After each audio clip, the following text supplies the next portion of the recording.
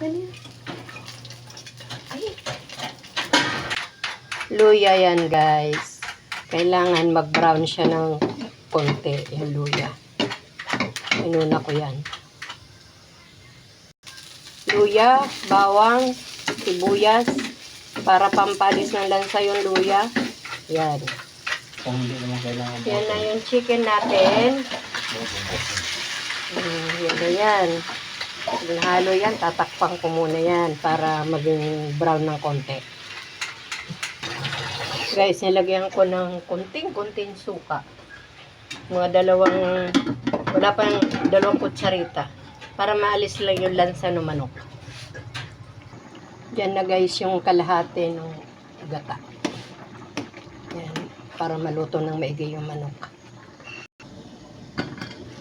Yan. Yan na.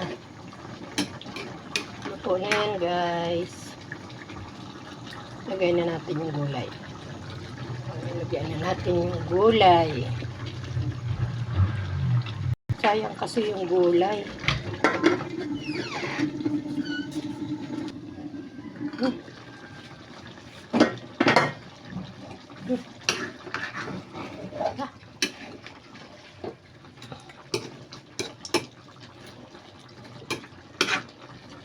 Ayan. Dapat po wala itong wala itong gulay.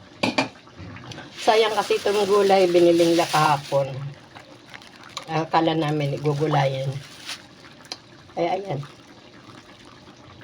Sinama yung gulay. Ilalagay ko na po yung kakangga. Ayan na po. Wow.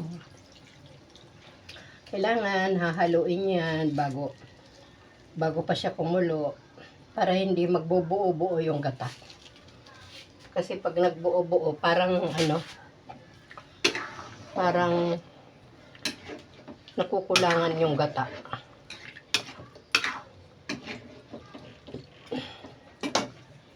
Ay, nabusog na ako. Luto na po. Yan.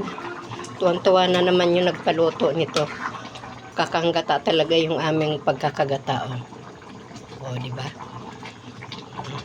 Ito na yan. Sarap pa nga yan kung may talbos eh. Parang lutong probinsya, no?